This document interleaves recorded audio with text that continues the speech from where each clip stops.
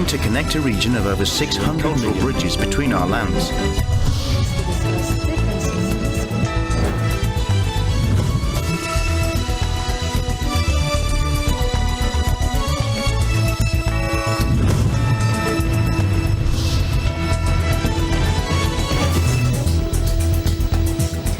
Good evening, I'm Alma Angeles. You're watching ASEAN in Focus on today's program.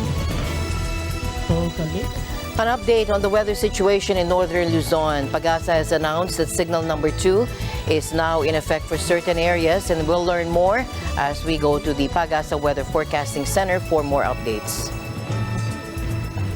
A 72-year-old man named Luan Nam was killed by crocodiles after he fell into their enclosure. Japan says it is preparing for North Korea to launch in the coming weeks what Pyongyang has described as a satellite, but Tokyo believes it may be a ballistic missile. Thailand's Pajari Anarukaran defeated Japan's Ayaka Furu 31 in Sunday's LPGA match play final to capture her second career tour title. And as mentioned, there's an update on the weather situation in northern Luzon. Pag-asa has announced that signal number 2 is now in effect for certain areas. It seems that Typhoon Betty has picked up speed slightly as it moves over the waters east of Cagayan.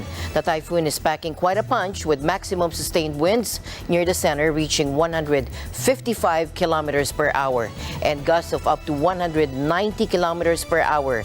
And this means we can expect some minor to moderate impacts due to the strong gale force winds. Here's more. Ang sentro ng bagyong si Betty ay nasa karagatan pa. Pero dahil malawak ang dala nitong kaulapan na pwedeng magdulot ng mga pag-ulan, ganun din yung lakas ng hangin, mapapansin natin may mga spiral cloud bands nang tumatama sa ilang bahagi ng northern Luzon. Kanina alas 10 ng umaga, ang sentro ni Betty tinatayang nasa layong 475 kilometers ang layo silangan ng Kalayan, Cagayan. Typhoon category pa rin to, lakas ng hangin, umabot hanggang 155 kilometers per hour malapit sa gitna nito. Ang pagbugso naman aabot hanggang 190 kilometers per hour. So, medyo bumagal po ito from 20 kilometers per hour kanina umaga. Sa ngayon, inaasahan natin kikilo sa direksyong northwest sa bilis naman na 15 kilometers per hour. Kahit po malayo po yung sentro ng bagyong si Betty, nandito na po dapat yung preparation ng mga kababayan natin, lalong-lalo sa northern Luzon area. Bukod pa dyan sa mga susunod na araw, meron tayong southwest monsoon dito sa ilang bahagi nating bansa. Yung hindi tatamaan ng bagyo, bagat naman po ang makaka-apekto. Meron tayong nakatas na warning signal number 2 dahil nga sa sitwasyon na pag-monitor natin. Dito sa mapa natin, yung naka-highlight ng dilaw, yan po yung mga lalawigan na may warning signal number 2. Lalawigan ng Batanes, itong northeastern portion ng Cagayan, at yung Babuyan Island. Of course, inaasahan natin na posible itong makaranas ng masungit na panahon within 24 hours po, at maalon hanggang sa napakaalong mga karagatan. Pag sinabi natin masungit na panahon, of course, malakas na hangin na pwedeng makasira ng mga high-risk structure. Pag sinabi natin high-risk structure, ito po yung mga bahay na gawa sa mga light materials, bahay na, for example, yung nipa, yung bahay kubo na tinatawag po natin. And then, of course, yung ulan, pwedeng magdulot ng mga pagbaha sa low-lying areas at pag-uho ng lupa kapag ilang araw na nagulan sa lugar nila at napansin nila na may kalambutan na yung mga bahaging kalupaan, lalong-lalo na po dun sa mga paanan ng bundok. Samantala, yung mga lalawigan naka-highlight ng light blue, yan naman po yung mga lugar na may warning signal number 1. Inaasahan ng mga pag-ulan, paminsan-minsan pagbulan at pagbugso ng hangin dito po sa mga lalawigan ng Isabela, Apayao, sa natitirang bahagi ng mainland Cagayan, Ilocos Norte, Abra, Kalinga, Mountain Province, dito sa may bandang Ifugao, northern at central portion ng Aurora, Quirino, sa northeastern portion ng Nueva Vizcaya. Warning signal number 1 din dito sa northern portion ng Catanduanes, sa northeastern portion ng Camarines Sur, sa may bandang Pulilo Island, dito sa may bandang northern portion ng Camarines Norte, at dito sa northern and central portion ng Ilocos Sur. Sa mga kababayan po natin, lalong-lalo sa mga lalawigan sa western section ng northern Luzon, baka nagtataka kayo, warning signal number 1 na tayo, pero wala pang ulan, may araw pa po. Pag nagtataas tayo ng warning signal, karaniwan po, may panahon pa tayo para mag-prepare. May tinatawag tayong lead time. Kasi hindi naman po tayo agad magbibigay ng warning kung nandiyan ay ulan, kung nandiyan ay malakas na hangin. Kaya sa ngayon pa lamang po, yung mga lugar na may warning signal, Binibigyan na po natin ng paunang abiso na kailangan maging handa at patuloy ng makipag-ugnayan sa kanilang local government at local DR officials para sa mga gawaing pangkaligtasan. Mapapansin natin, no, yung nasa eastern side, yan yung exposed sa epekto ng bagyo. Yung nasa western at saka central side, exposed sa bagat. Gale warning din dito sa may bandang Batangas, southern coast ng Quezon, Occidental Mindoro kasama ang Lubang Island, Oriental Mindoro, Marinduque at Romblon, dito sa may bandang Calamian at Cuyo Island, sa western coast ng Camarines Sur, western coast ng Albay at ng Sorsogon, dito sa may bandang Masbate, Aklan, Antique, Capiz. Meron din gale warning, no? Northern Samar, Eastern Samar, Dinagat Island, eastern coast ng Surigao del Norte, at sa Siargao at Bukas Grande Island.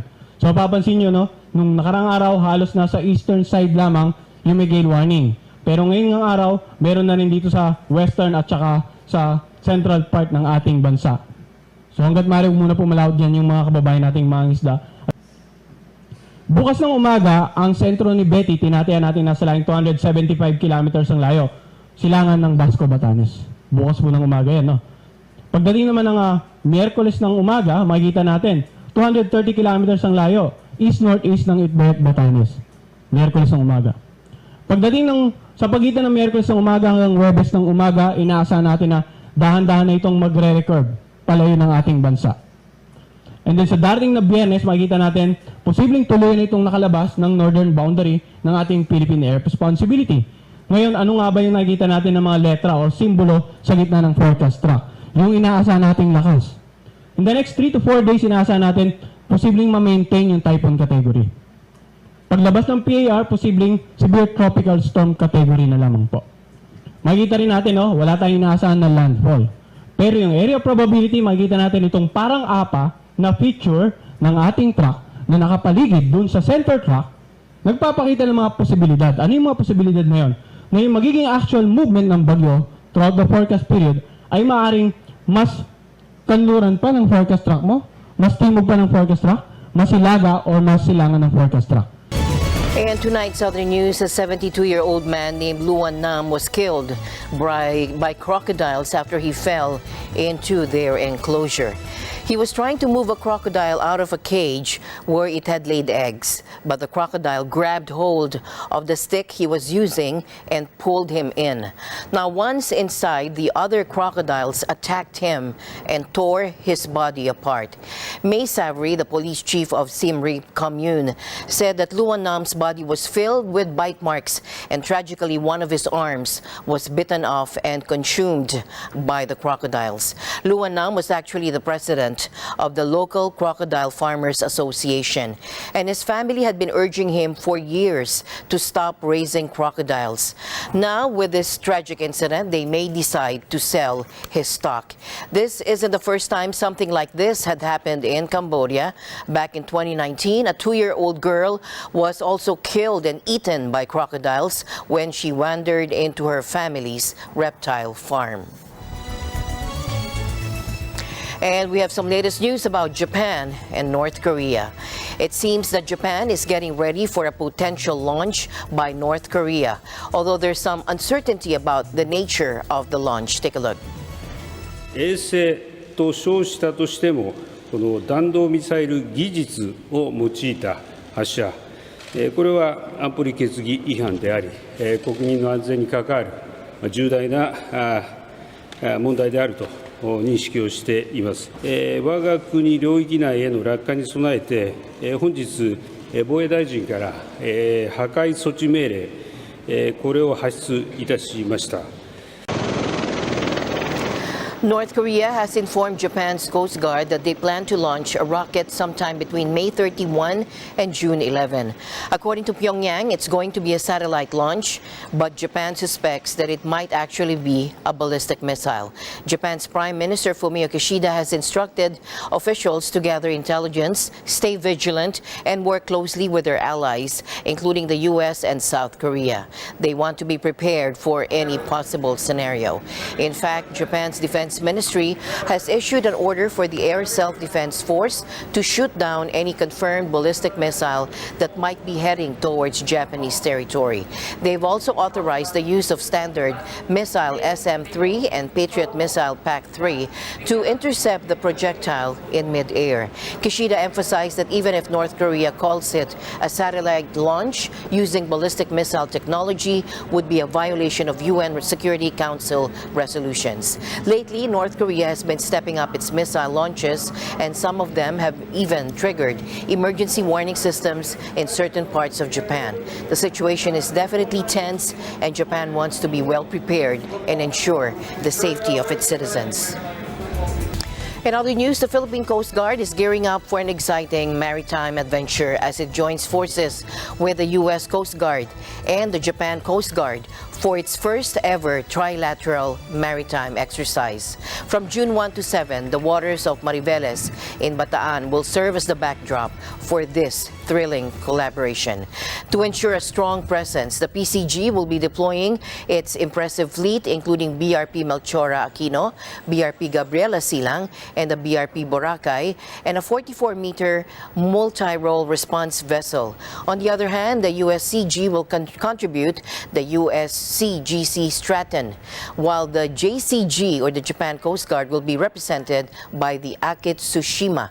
Thanks to the Japan International Cooperation Agency, or JICA, Department of Transportation Maritime Safety Project, the PCG has acquired the BRP Melchora Aquino and the participating 44-meter MRRV. Now, this joint maritime exercise aims to enhance interoperability among the three Coast Guards through various activities, and these include communication exercises, maneuvering drills, photo exercises, maritime law enforcement training, search and rescue operations, and passing exercises.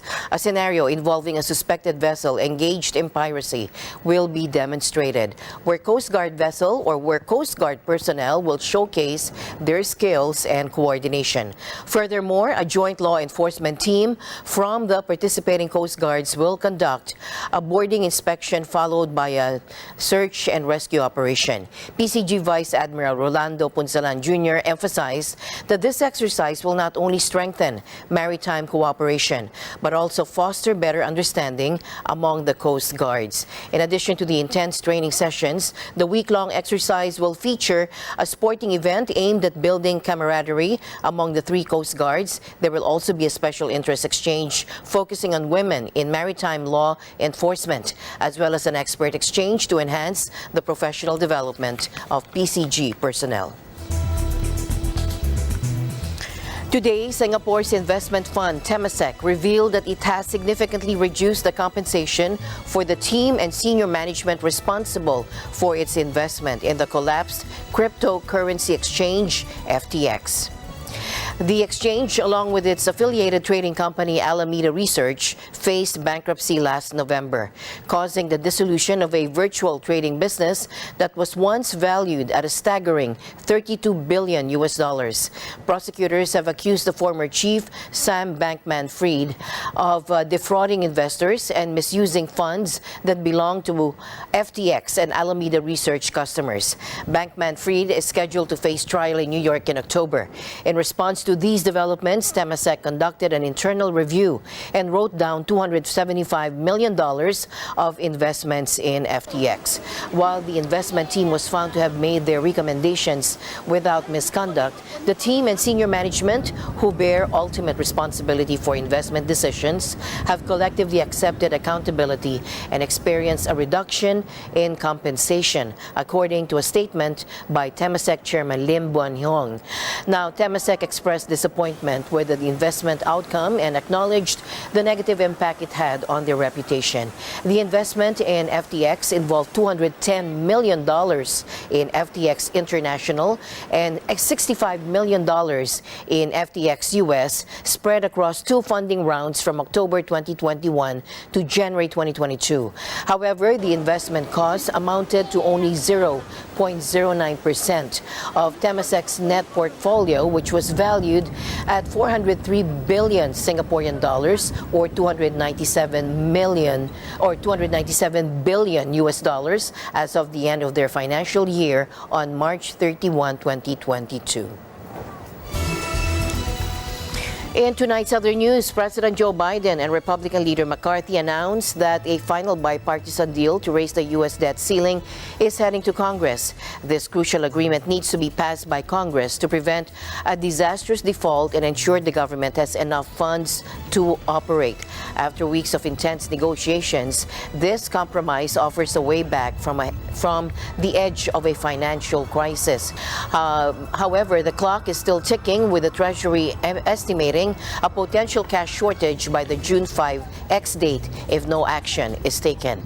Expressing his views at the White House, President Biden stated that he thinks it's an important step forward, and he called on both chambers of Congress to pass the agreement.